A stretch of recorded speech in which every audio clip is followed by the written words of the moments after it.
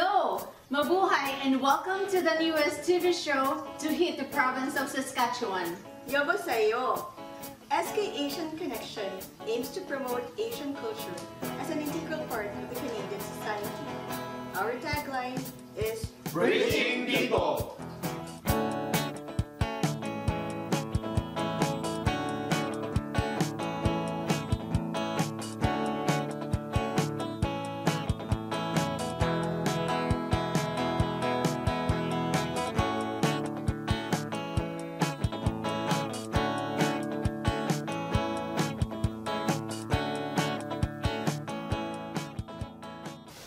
Hello everyone! Welcome to the pilot episode of SK Asian Connection. We are very excited to be your local source for the best in Asian culture and promote this as an integral part of the Canadian society. We have Business and Technology Connect, Homes Connect, Health Connect, Food Connect, Community Connect, and Kids Connect. Our tagline is Bridging People. That's right, Engineer Danny. Because we want to bridge people, we have topics of interest to those who want to blend in the Canadian society, like opening a business or buying a property. So, Engineer Liza, what do we have in store for our viewers in Business and Technology Connect? You know, Doc Joyce, I know there are some people who had for their New Year's resolution the decision to open their own business and don't know how and where to start. So, for Business and Technology Connect, we are going to discuss about Business 101, so stay tuned. That sounds really interesting. I'm sure your topic is equally beneficial to new and existing entrepreneurs like us. How about for Health Connect, Doc June? What do we have for this episode? Ni hao! For Health Connect, Ronald, we are going to discuss a skin condition that a lot of Asians ask us about. In our episode entitled What's Your Problem?, we will discuss what common warts are and what makes them common. That's good. I'm sure our televiewers can relate to this. How about from Homes Connect? Charisse, what do we have in store for them? Oh, we will be discussing a topic that never goes out of fashion. For most immigrants, after we've settled in Canada, our next goal is to buy a house. That's why for Homes Connect, we will be discussing tips for first-time homebuyers. I'm sure Chef Buddy and our cameraman Ricky, as well as our televiewers out there, will be delighted to watch this episode. Speaking about being delighted, I'm sure our televiewers will be delighted with the dish that Chef Buddy is going to prepare for us in Food Connect. He seems very excited about this too, right Chef Buddy? Definitely, this is one of my comfort foods back home. For Food Connect, I will be cooking a quick but flavorful Asian dish called stir-fry noodles with pork and shrimp. Last but not the least, for Community Connect, we had the privilege to have an exclusive TV interview with the Communications Manager of the Ministry of Immigration, Refugee and Citizenship Canada. So guys, mga ka-connect, stay tuned, sit back and Let's connect! New Year, and being the start of the year, it is customary to reflect what we have accomplished last year and what we want to start doing this year of 2018. Ni hao to our Chinese friends, and konnichiwa to our Japanese friends. And of course, mabuhay to our Filipino brothers and sisters. Yes, it is the start of the year, and it is the year of the brown earth dog this coming February based on the Chinese calendar. Some people would ask, is it good to start a business or not? Well, talking about establishing a business is not an easy, everybody thought it is. It is not just about putting up funds, hiring people, and run your business or rely on luck. There's more to it. An entrepreneur must learn the basic knowledge about the business before venturing into it. For our first episode, we will be discussing about the 5 important concepts every entrepreneur must understand to succeed in business. That's right. First consideration is the customer. The customer is the most important part of the business, such that you must first identify your customer. Understanding the customer means that You should always look at your business from the perspective of the customers you're targeting. It doesn't matter what your personal likes, taste, and preference. If customers don't like what you're selling, they won't buy it. If your customer doesn't buy it, you don't have a business, right? Yes. So that is what we call the customer-focused type of business. And the second consideration is the supply and demand. In every market, there are two key groups. One is the demand or the buyer, and the other is the supply or the sellers. The concept describes a customer's desire and willingness to pay a price for a product you're selling. Of course, anybody can wish and want anything, but if they're not willing to open up their wallet and pay for it, that's not demand. To better understand the concept of supply and demand, look at the diagram on the screen, which illustrates the principles of supply and demand. This principle states that when the supply is higher than the demand, prices usually fall. On the other hand, when the demand is greater than the supply, prices are likely to rise. Understanding the nature of supply and demand in your market, it can help you better plan and properly set the price and of course profit in the business. That's right. Third consideration is the competition. In the world of business, only the strong survive, and a competitive advantage could come from the product or services. It must be unique and not readily available from anywhere else. This will set you apart from the competition. If your business can't compete, it will definitely close down. Conduct a thorough market research, find a competitive advantage and continuously improve it. We are just halfway through our discussion about Business 101, and we would like to give credit to Mr. John Paul Ayoa, the author of the article Business 101, the 5 important concepts every entrepreneur must understand. You may also visit the website as indicated on the screen. So see you next time and stay tuned and let's connect.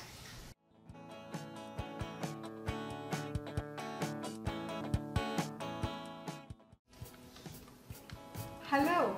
Salamat siang to our Asian friends from Indonesia. Welcome to Homes Connect. For today's segment, we will be discussing top tips for first-time home buyers. Buying a house is one of the greatest decisions you will ever have in your lifetime. So having a good idea on how to buy your first home is very important. Here to discuss our topic today is our in-house realtor, Mr. Ronald Farina. Hello, salamat siang again to our friends from Indonesia. Thanks, Cherise. Hello, Saskatchewan. Welcome to Homes Connect. As what Cherise said, we will be discussing top tips for first-time home buyers. First tip, decide on whether or not you are ready to buy a house. There is no doubt that there's a lot of reasons why you should buy your first house. But before you go out there and look for your first house, you should always ask yourself, how much can you afford? Buying a house is not just about paying for the down payment. There's a lot of hidden expenses when purchasing a house. One of these is the closing costs. A good rule of thumb is to always be ready with another 1.5% of the purchase price of the house you're planning to buy. This will cover your legal fees, transfer title fees, and other inspections that you want to do to make the transaction smoother. Also, you should consider saving some for buying some furnitures for your house or for future house maintenance. You should always be ready on all aspects of owning a house, because buying a house is not for everyone. Second tip is to get pre-approved for a mortgage loan first. Another important step in the buying process is getting pre-approved for a mortgage loan. Although talking to a real estate is also a good first step, it will end up that any good realtor will point you to getting pre-approved for a loan before starting to look for your house. The purpose of mortgage pre-approval is that it will determine if a buyer will be qualified for a home loan per lender's guideline. The very last thing you want to do, or the very last thing you want to happen, is that you will do the house hunting first And then when you find a house that you love or that you want and you're ready to make an offer, just to find out that you won't be qualified for the loan. And that would be very frustrating. So to avoid this kind of circumstances, it would be very wise to talk to a mortgage professional first before starting to look for your first house. And make sure to ask the mortgage professional about first-time homebuyer government programs that you have in your area. Number 3 tip is to hire a realtor. There are many reasons on why you should hire a real estate agent when looking for your first house. A lot of people think that because of technology, especially the internet, that they can do it by themselves. Buying a house is one of the biggest decisions and one of the biggest investment that you will do or have in your lifetime. So trying to do it by yourself is doable, but it's not a good idea. Realtors will put you on top of the buying game because of the knowledge and technologies they possess. Realtors can negotiate, compare house pricing, suggest pricing techniques, prepare a strong offer, and do a lot more for your interest. 4th tip, buy a property with your head and not your heart. Sometimes it's right to let your heart rule over your head, but not when it comes over buying your first house. Most common mistakes by home buyers is that they overpay for their dream home because they let their emotions cloud over their judgment. Always try to look at the practical side when buying a house. Always ask yourself, will the property provide a long-term investment for you? Try to look past the superficial details of the house. What's important is that the house suits your everyday needs. Number 5, and this would be the last tip, is to make a good offer. Once you found the perfect home for you, the next thing for you is to make an offer. Should you put on a high offer to seal the deal? Or do you make a low offer to save some dollars? The most important thing to consider when making an offer is the property's market value. You should work with a real estate agent that can provide you with a real estate market analysis report. This way, you can compare price of houses within the neighborhood of your choice. You should consider your budget on how much money you are wanting to spend and how much money you can afford. If you are thinking of making a lowball offer, still consider how the seller will react about your offer. You may make the seller feel upset and feel disrespected if you put on a very low offer. But if you and your realtor feel and thinks that the house is overpriced, then go ahead, make that offer. There you go guys, those are the most important tips you need to know when buying your first house. Thanks for watching Homes Connect and see you again on our next segment. And always remember, let's connect.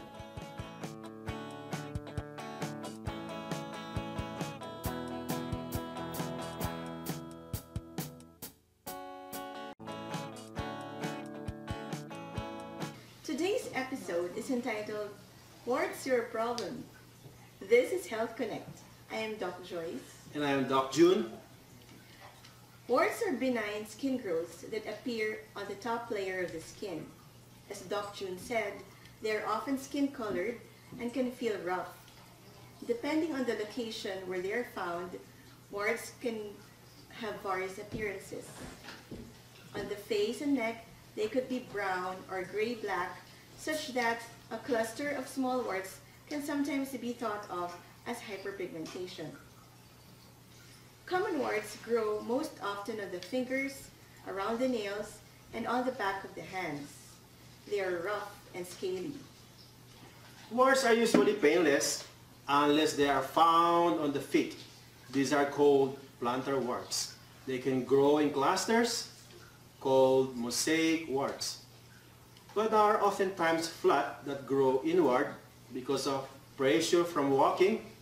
Because they grow inward, plantar warts can hurt. They feel like walking with pebbles in your shoe. Warts are a type of skin infection. As we know, microorganisms that cause an infection are bacteria, fungi, and virus. These bacteria and fungi, they are larger in size than viruses. And these bacteria and fungi can be seen in compound microscope, whereas virus, they can be seen in electron microscope. These viruses are covered with envelope, and outside this envelope they have glycoprotein spikes, and these spikes will attach to the receptors of the skin of the host, and that's where the infection starts. In this case, warts are caused by a virus, specifically a strain of the human papilloma virus. As it is viral in nature, warts are highly contagious.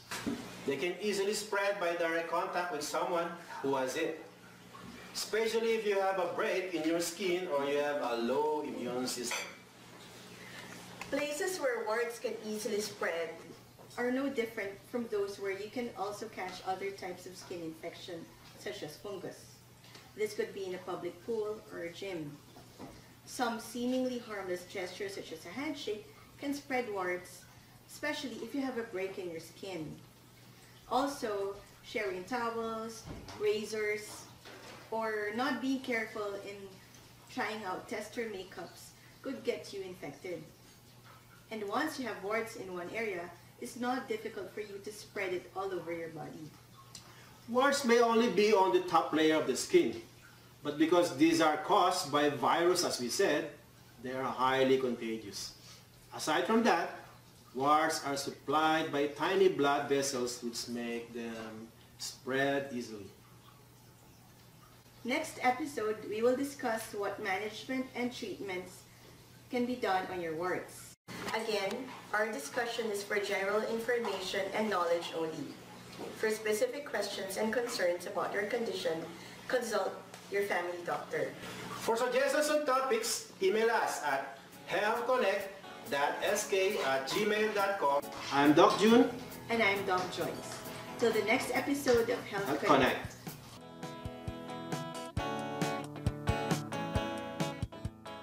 Hi guys! For today's episode, so we'll be cooking one of my delicious foods. I call it like a stir-fry noodles with shrimps and pork. And the first thing that we have to do is to heat our pan. We put a little bit of oil and put our garlic. Next is the red onion.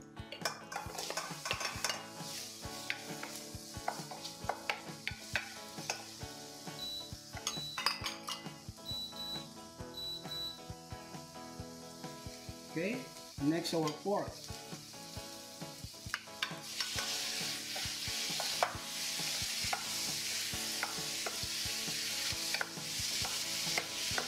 So what we have to do is we have to stir the pork for just like 1 or less than 2 minutes. We're gonna cover it for a while.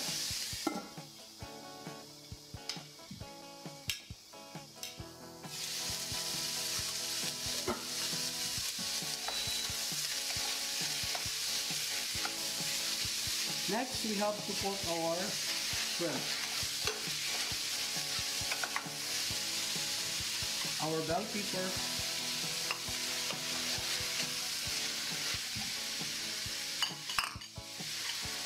shiitake mushroom,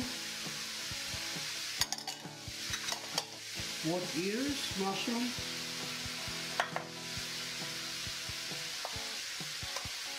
and our oyster sauce and hoisin sauce. I'm gonna mix it.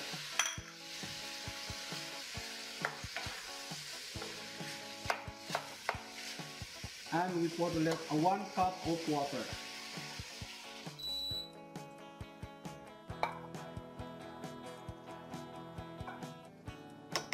Then we cover for like 2 to 3 minutes, and we put the rest of our ingredients here, like the Brussels sprouts and broccoli.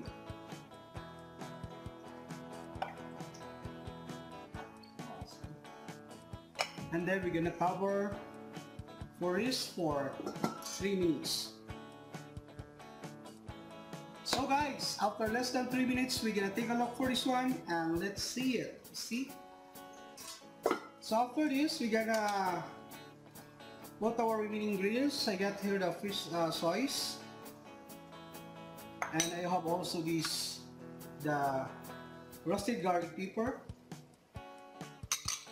and I'm gonna put now our rice thick noodles. So this recipe is one of the favorite of the Chinese and the Vietnamese. So you can usually this if you guys go to the Chinese or Vietnamese restaurant, you can usually see this one. So since this is Asian, our show is Asian. So the first episode is gonna share you my Asian experience in cooking my own noodles. So after this one, we're gonna cover this for another less than 2 minutes just to soften the noodles, the rice noodles. Right guys, after less than 2 minutes, and this is our food for now. Okay, so let's take a look for this super yummy food. See? This is less than 5 minutes cooking. So it's done. Okay, the next step we have to do is to plate this one in our own plate. This is one of my favorite. I usually cook this one in the house when way back in the Philippines because I have my own kitchen. Now I only cook if I have a show. This is it. This is what I call a stir-fry shrimp, stir-fry noodles with shrimp and pork. And I have a lot of ingredients there also like broccoli, Brussels sprouts, red and bell pepper, and wood, what do you call this one? Wood mushroom. Okay, so we have to put some little sauce in here.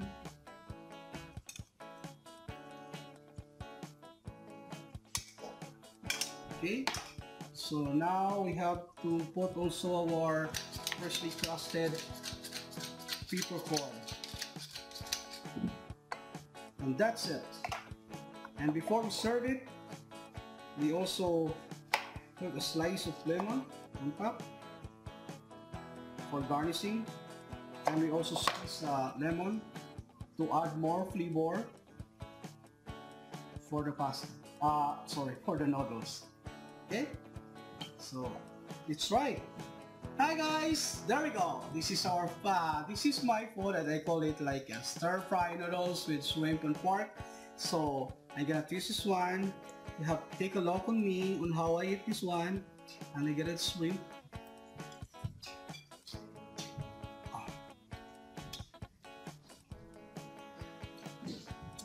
This is really good now. Try this in your home, follow my page, and get the ingredients, and invite me in your house. This is Chef Buddy, and this is my food, only here at SK Asian Connections, and let's connect. Hi guys, welcome to Community Connect. Last January 17, we were privileged to be invited in a roundtable discussion with a representative of the Office of the Immigration, Refugee and Citizenship Canada. This event was organized by Mike San Miguel, the Executive Director of the National Affordable Housing Corporation. Hello, welcome to SK Asian Connection, and we are privileged to have Hirsch Jaswal, the Communications Manager of the Office of the Ministry of Immigration. Welcome to Saskatoon. Thank you very much. Appreciate it. We have a few questions for the Asian community and also in general about the immigration's process. Mm-hmm. I know that your ministry is very busy getting applications for different pathways such as the live-in caregiver program, Yes. the parents, grandparents, the spousal and dependent children. So what's the status now of the backlog and also present applications? I think overall the backlogs that we've inherited, we've ensured that we have reduced many of those backlogs, and we're on the way to eliminate those backlogs because that is a campaign commitment, and our government is, one of our priorities is family reunification, and we said that during the campaign, and we continued that in the last 2 years, and we remain committed to eliminating those backlogs because we understand the importance of family reunification, and we've all heard the heartbreaking stories of people that have been separated for too long, and we know that's unfair. And our goal is to correct that. And do we have a target goal about how many percent we're going to reduce the backlog?